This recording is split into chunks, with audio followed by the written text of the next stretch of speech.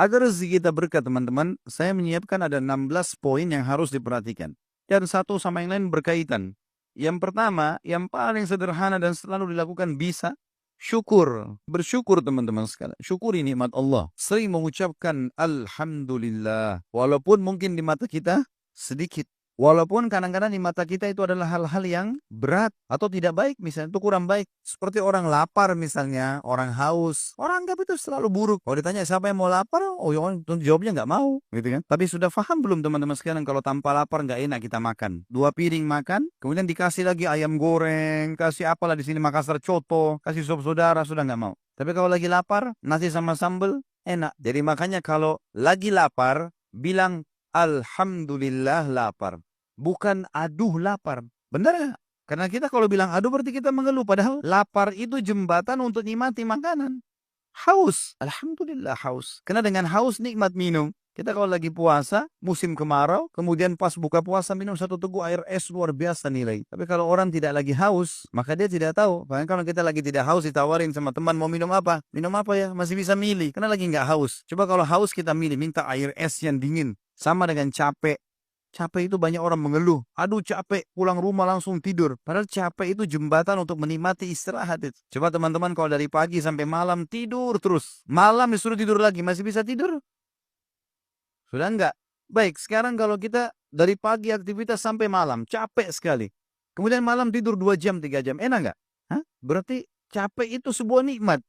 Kan itu. Maka semua yang kita lalui sebenarnya nikmat teman-teman sekalian. Nikmat. Cuma banyak orang tidak memahami masalah itu. Makanya dia hidupnya diisi dengan keluh kesah. Keluh kesah. Padahal Allah sudah janjikan dengan berterima kasih, bersyukur, saya tambah. Pasti janji dari Allah. Selalu lisan kita Alhamdulillah, Alhamdulillah, Alhamdulillah. Apa saja. Alhamdulillah. Bahkan seringkali Allah selamatkan kita dari keburukan justru karena Allah sayang dengan kita. Mungkin kita pas mau keluar hujan lebat. Tidak usah kita mengeluh kesah. Karena bila kita keluh kesah hujannya tetap turun. Gitu kan? Baik. Pasti ada hikmah di belakang itu semua. Sangka baik dengan Allah SWT. Ada seseorang pengusaha di Jerman. Kisah nyata. Dia mau naik pesawat. Telat ke bandara 15 menit saja. Pesawat masih ada. Kemudian tiba-tiba saja ditutup konternya. Pengusaha di bisnis kelas. Paspornya pun businessman. Biasanya diprioritaskan. Enggak. Kata orang konternya nggak bisa lagi. Muslim ini. Orang muslim. Kisah nyatanya di Eropa pada saat itu. Kemudian dikatakan, tolong bantu saya ada meeting. Saya harus ketemu. Ini meeting sekian banyak, sekian miliar dolar. Oh nggak bisa. Udah nggak bisa, konter sudah tutup. Dia berusaha nggak bisa. Akhirnya tunda pesawat setelahnya 4 jam selisihnya. Baru dapat penerbangan lagi. Dia sambil duduk, dia batalin, dia menyesali segala macam. Subhanallah, dia tiba-tiba berbalik dari penyesalan menjadi bersyukur. Gara-gara apa? 15 menit setelah take off pesawat, diberitakan pesawatnya jatuh. 15 menit setelah itu jatuh. Tadinya dia berkeluh kesah, dilihat berita di TV, langsung dia mengatakan, Alhamdulillah saya nggak ada di pesawat pada saat itu. Kuasa Allah. Semua punya hikmah. Kita harus bersangka baik. Kata Nabi SAW, Allah berfirman, Ana inda dhanni abdi bi. Saya sesuai dengan prasangkaan hamba-hambaku. Sangka baik dengan Allah. Allah pasti menyiapkan sesuatu yang baik buat kita. Gak mungkin buruk teman-teman sekalian. Bahkan hal yang kita anggap buruk pun untuk kebaikan buat kita sebagaimana sudah saya kasih contoh-contoh tadi. Allah Subhanahu wa taala menyebutkan dalam surah Saba, surah nomor 34 ayat 15, dalil tentang syukur. A'udzubillahi minasyaitonirrajim. Innama ta'buduna min dunillahi awthana wa takhluquna ifka. Sesungguhnya semua yang kalian sembah selain Allah adalah berhala-berhala dan kalian dusta dalam hal itu. Misal orang sembah berhala, patung, dia bohong itu. Dia yang pahat, dia yang warnain, kalau rusak dia yang perbaiki, lalu dia panggil Tuhan. Kata Allah itu bohong. Jimat, kain, kertas, dijahit-jahit, digantung di badannya.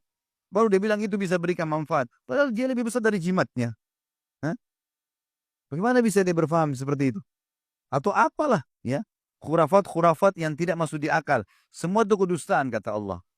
Muka bumi ini teman-teman semuanya sudah diciptakan sama Allah dengan keamanan dan ketentraman. Manusia yang besar-besarkan itu. Seperti contoh misalnya di kampung-kampung kita sering orang kalau lewat di jembatan, oh di sini ada buaya putih. Ada inilah, ada itulah. Bohong, nggak pernah ada beritanya. Dari mana ada buaya putih ini? Tapi diberitain begitu. Nanti dibumbu-bumbuhin, nanti dibumbu-bumbuhin jadi masalah. Padahal tidak ada apa-apa di situ. Itu buminya Allah, sungainya Allah, tanahnya Allah, nggak ada sama sekali. Seorang mukmin mau hidup di hutan, mau hidup di lautan, di atas gunung, semuanya aman, tentram. Allah jaga ini semua dengan malaikatnya. Cuma syaitan menakut-nakuti dia. Ya? Orang-orang Arab jahiliyah Dikatakan dalam sebab turunnya surat Jin, itu mereka kalau jalan perjalanan kemudian tiba di sebuah lembah, penjaga atau pemimpin kafilahnya membawa setengah bekal makanan, bawa di lembah baru mengatakan, wahai penjaga lembah, ini setengah bekal kami, jangan ganggu kami. Kata Allah, fazaduhum rahaqa. Maka syaitan di sekitar lembah itu makin kerjain mereka. Padahal tidak ada apa-apa sebelumnya. Jangan berlebihan. Kuasa Allah. Kita dibuat tenang, aman. Nikmatin yang halal, kerjakan perintah, tidak ada yang ganggu. Mustahil. Sudah kuasa Allah. Dikatakan di sini, innal ladzina ta'buduna min dunillahi la yamlikuna lakum rizqa. Semua yang kalian sembah selain Allah tidak memiliki sedikit pun rezeki buat kalian. Fabtagu indallahi rizq. Maka hanya sembahlah Allah saja dan minta rezeki kepadanya. Wa'buduhu washkurulah. Tunduklah padanya dan juga bersyukurlah kepadanya. Ilaihi turja'un. Hanya kepadanya kalian akan dikembalikan. Saksi bahasan kita, washkurulah. Nikmati dan syukuri. Yang kedua teman-teman sekalian adalah dari 16 poin, berinfak dan bersedekah. Ini sering saya ingatkan dalam pengajian saya. Mungkin teman-teman yang mengikuti di YouTube sudah sering dengar kalimat ini. Maka saya ingatkan kembali, kita berbeda orang Islam dengan sistem kapitalis. Kapitalisme mengatakan bahwasanya menabung pangkal kaya. Kalau Islam beda. Islam tidak mengatakan menabung pangkal kaya. Berinfak pangkal kaya. Beda konsepnya. Nabung berarti tidak dikeluarkan, infak berarti keluarkan. Tidak bisa ketemu ini. Makin banyak kita keluarkan di jalan Allah, makin banyak rezekinya. Itu rahasianya. Kalau kapitalis tidak. Makin sering nabung, makin kaya. Karena secara hitung-hitungan bertambah di rekeningnya. Seperti itulah. Padahal sebenarnya pemahamannya berbeda. Dalam sebuah hadis Bukhari, kata Nabi SAW, Allah berfirman, Ya ibna Adam, anfik alik. Wahai anak Adam, berinfak di jalanku, aku akan berinfak untukmu. Teman-teman, Allah ini menjanjikan kepada kita, kalau kita memberikan kepada Allah atau berinfak di jalan Allah, banyak sekali manfaatnya. Ada hadis Bukhari Muslim berbunyi setiap hari Allah turunkan 2 malaikat. Yang khusus berdoa. Yang satu mengatakan, Ya Allah, lapangkan rezekinya orang yang berinfak. Dan yang satu mengatakan, Ya Allah, sempitkan rezekinya orang yang pelit. Perhitungan, Allah nggak akan kasih. Kemudian juga teman-teman sekalian, Allah membalas setiap infak kita itu minimal 10 kali lipat loh.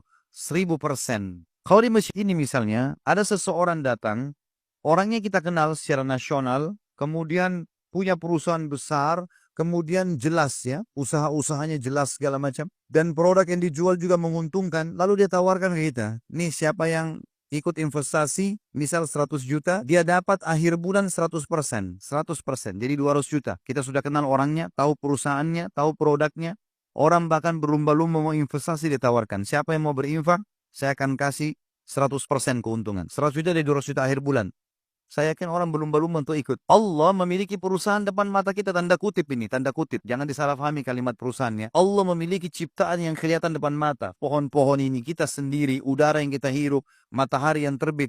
Ini jelas depan mata kita produknya Allah ini. Allah janjikan teman-teman, siapa yang investasi di jalan saya janjikan 10 kali lipat minimal. Di dalam Al-Quran dikatakan, A'udzubillahi minasyaitonirrajim, Man ja'a bil hasanati falahu asyru amthaliha. Siapa yang melakukan satu perbuatan kebaikan diantaranya sedekah, saya akan ganti, Allah akan ganti 10 kali lipat, 1000%. Kalau kita keluarkan teman-teman sekalian 1 juta, udah ada 10 juta itu. Tinggal nunggu saja.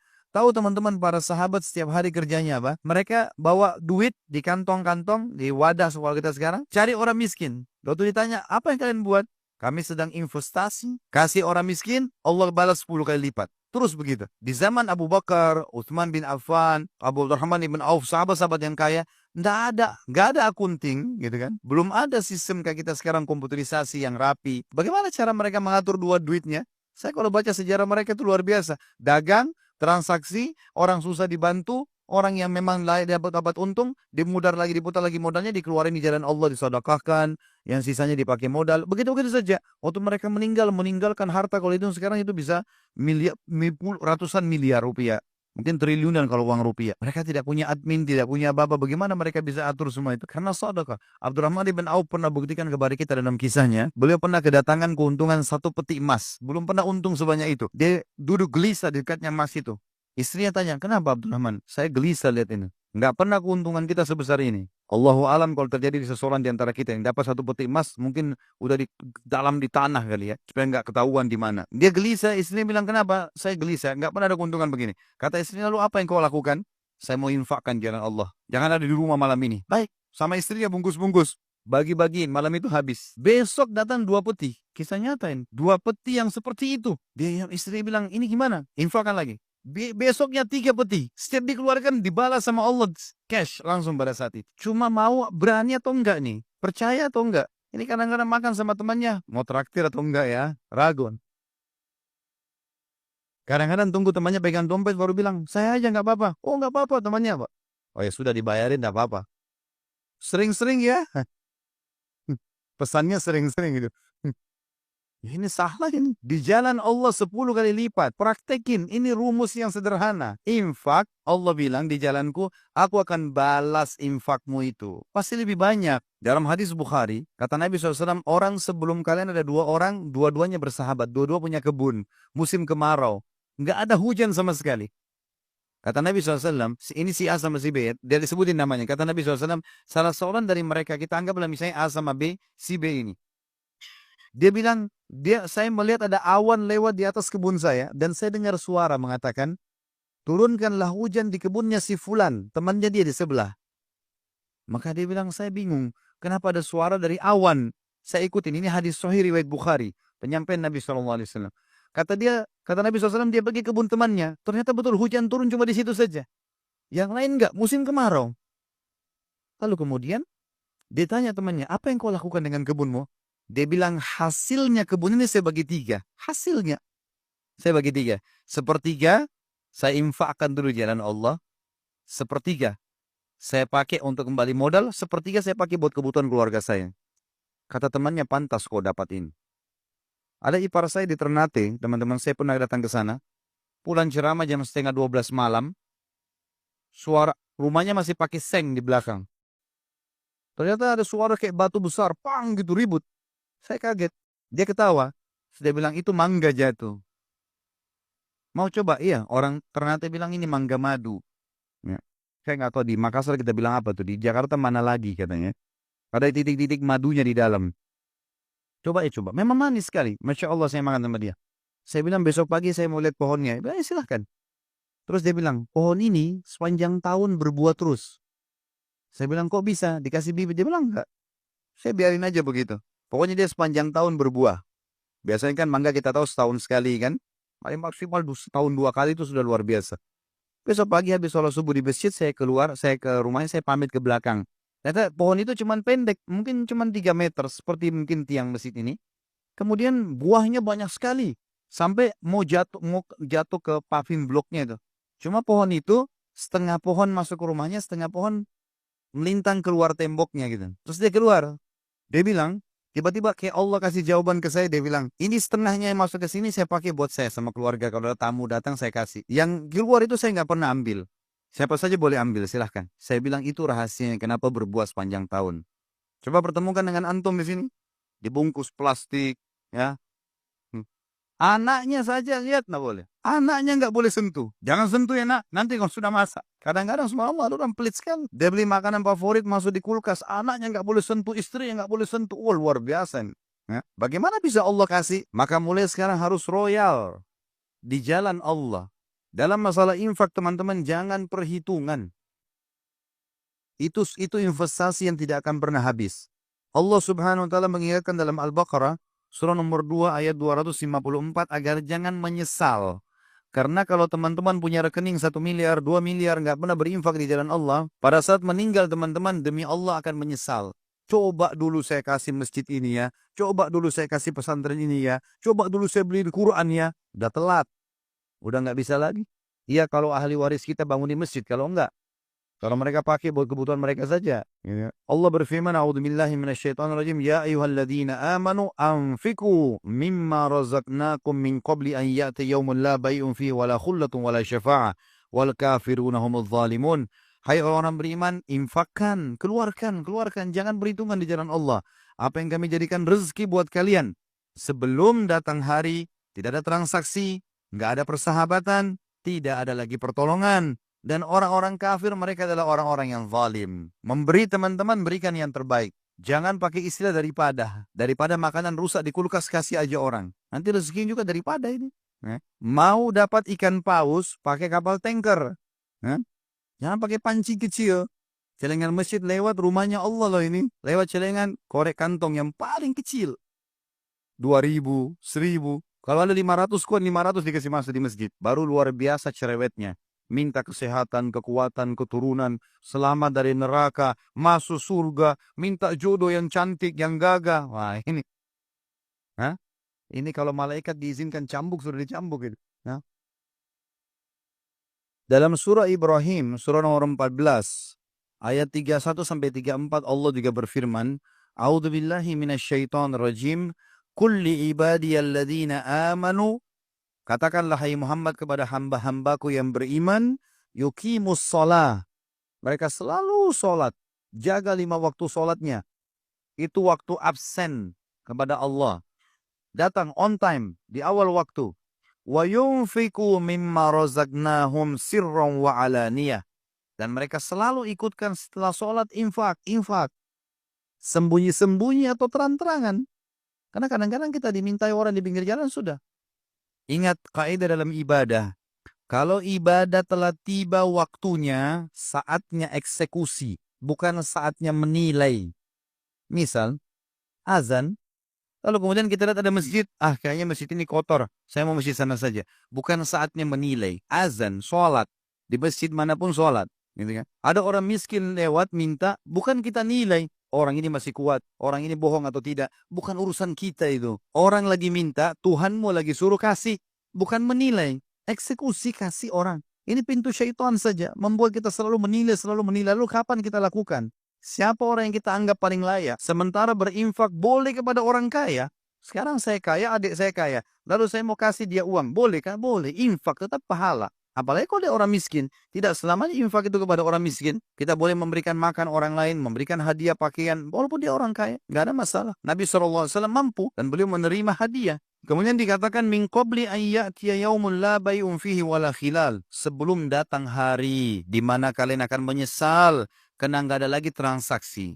Orang-orang miskin yang kita temui di dunia teman-teman, kalau kita ketemu di mahsyar, walaupun kita mau kasih 1 miliar rupiah sudah nggak laku miliaran rupiah di sana. Mau kasih pahala dia terima, duit dia sudah nggak terima. Mau kasih makanan dia nggak terima. Orang di akhirat nggak butuh makanan dunia. Tidak ada lagi transaksi dan tidak ada juga persahabatan. Lalu Allah menceritakan ayat 32-nya Ibrahim, Allahul ladzi khalaqas samawati wal arda wa anzala minas sama'i ma'an fa akhraja bihi minats thamarati rizqan lakum. Yang telah memerintahkan kalian menjaga salat kalian dan menginfakkan apa yang menjadi rezeki buat kalian adalah Allah yang telah menciptakan seluruh langit dan bumi dan telah menurunkan air dari langit dan telah menumbuhkan dengan air-air itu buah-buahan sebagai rezeki buat kalian. Wa sakhkhara lakumul fulka litajriya fil bahri bi amri, dan yang telah menyuruh kalian sholat dan berinfak di jalannya adalah yang telah menundukkan buat kalian bahtera-bahtera, sehingga yang telah menundukkan buat kalian lautan dan sungai sehingga bahtera-bahtera kalian bisa meraung di atasnya. Wasakhkhara lakumul anhar, dan telah menundukkan juga buat kalian sungai. Jadi laut dan sungai. Wasakhkhara lakumus syamsa wal qamara da'ibain, dan yang telah merintahkan kalian salat dan berinfak adalah yang telah menciptakan dan mengatur matahari dan bulan yang rutin. Matahari pagi hari, bulan di malam hari. Wasakhkhara lakumul laila wan nahar, dan yang telah menyuruh kalian salat dan berinfak adalah yang telah menundukkan malam dan siang. Wa atakum min kulli ma sa'altumuh, dan juga dia telah memberikan semua yang kalian minta. Wa in ta'uddu ni'matallahi la tuhsuha.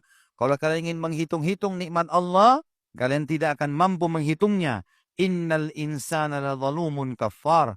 Sesungguhnya manusia itu adalah makhluk yang zalim dan kufur. Tidak ada haknya dia, tidak ada hak punya dia di situ andil, tapi dia merasa dia punya hak. Teman-teman sekalian, kalimat Allah di sini wa atakum min kulli ma sa'altumuh. Saya mau teman-teman renung ini. Allah bilang dan Allah memberikan semua yang kalian minta. Bagaimana kita pahami ayat ini? Mungkin ada di antara kita sini yang mengatakan, Ustaz, ada doa saya yang belum Allah kabulkan. Baik, pertemukan sekarang teman-teman antara kebutuhan kita sehari-hari dengan permintaan kita yang belum Allah kasih. Contoh, kita lagi lapar. Setiap hari kita lapar kan? Kalau kita nggak makan seharian lapar. Kita kadang-kadang cuma bilang begini, lapar.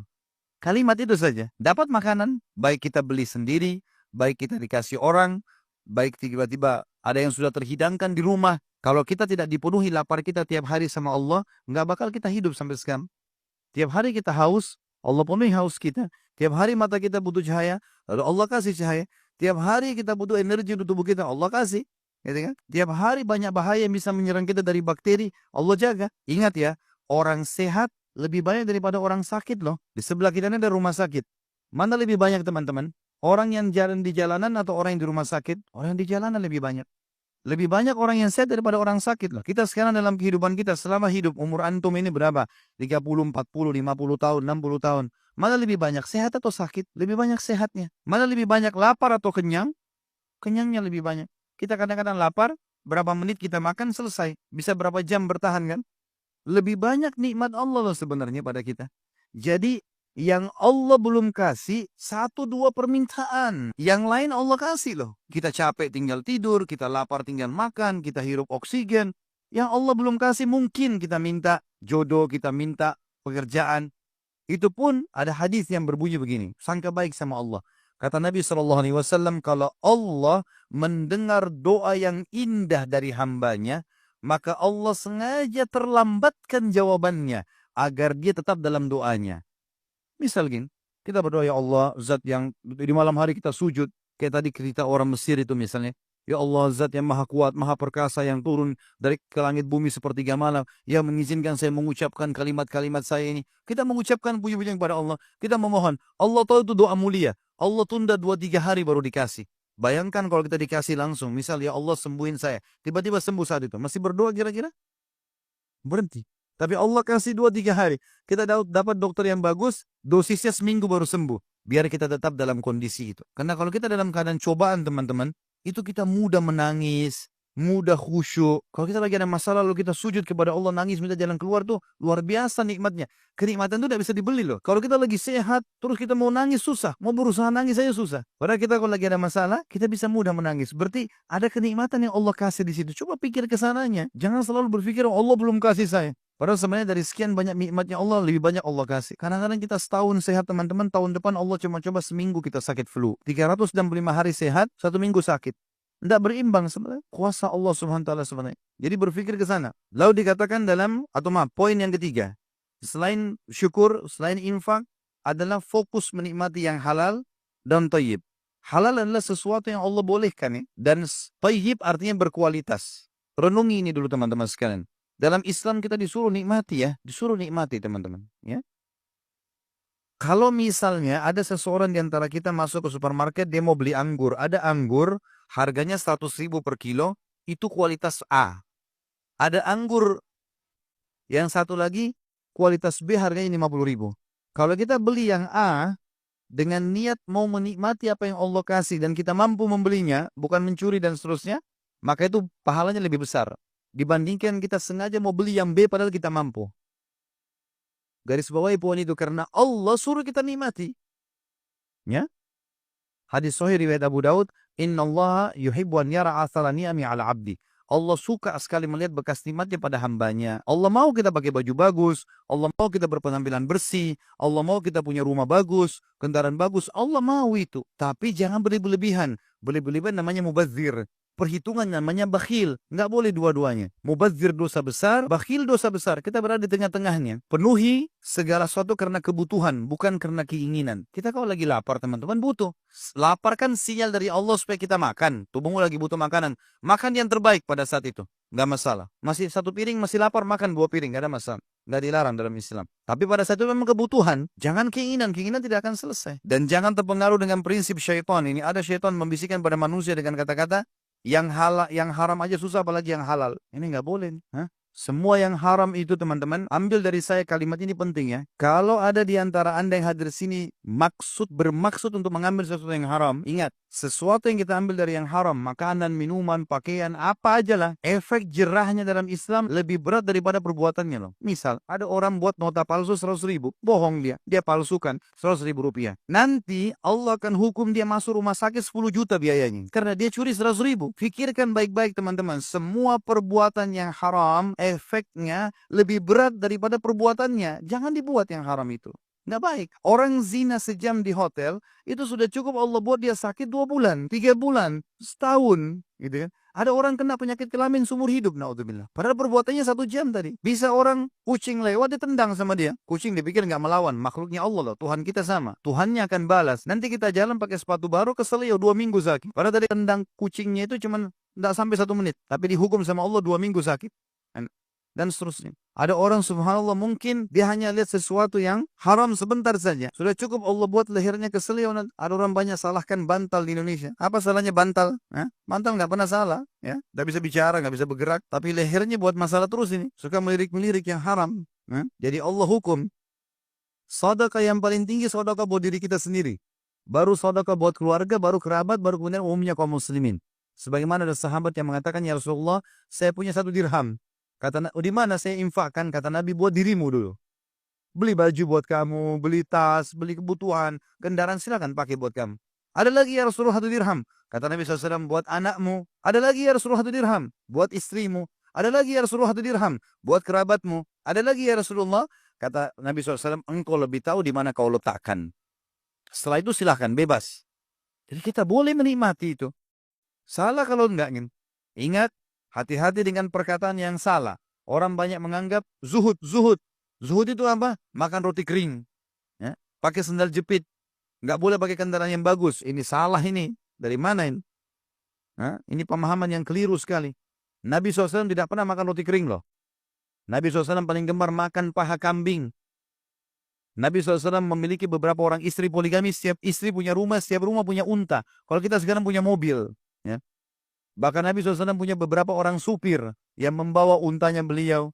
Nabi SAW punya beberapa orang pembantu di rumah yang membantu beliau sendiri. Ada Anas bin Malik, ada Zaid bin Haritha, ada banyak. Beberapa orang. Abdullah bin Mas'ud khusus untuk ngurus sendalnya Nabi sama siwaknya saja. Nabi SAW nikmati. Boleh. Jangan salah faham ini ya. Nggak boleh salah faham. Ada orang yang mengangkat hadis Bukhari berbunyi begini. Aisyah berkata radhiyallahu anha, kalau kami di rumah Nabi SAW pernah sebulan tidak menyalakan api. Dan kami makan kurma dan minum air. Ada orang masukkan ini dalam bab, oh berarti orang muslim harus begini. Hidupnya tidak boleh nikmati makanan. Ini salah ini. Sebagian ulama hadis mengatakan kita harus bersangka baik dengan Nabi Muhammad SAW. Tidak mungkin beliau tidak mampu membiayai keluarganya 1 bulan. Bukan itu yang dimaksud. Tapi beliau sedang menterapi di rumah, makan kurma. Sampai sebagian ulama mengatakan kalau orang mau terapi dari penyakit kronis, coba sebulan makan kurma sama air putih saja. Tidak usah makan yang lain. Dengan izin Allah penyakitnya akan hilang. Jadi jangan sangka buruk dengan perilaku Nabi SAW. Jelas ya? Yang keempat, memperbanyak taubat dan istighfar kepada Allah. Karena memang seringkali dosa yang menjadi penyebab rezeki kita tertahan. Di dalam hadis Nabi SAW yang sahih, kalau seandainya tersebar zina di tengah-tengah masyarakat, riwayat lain ditambah dengan riba, ya, maka Allah akan menahan rezeki dari langit.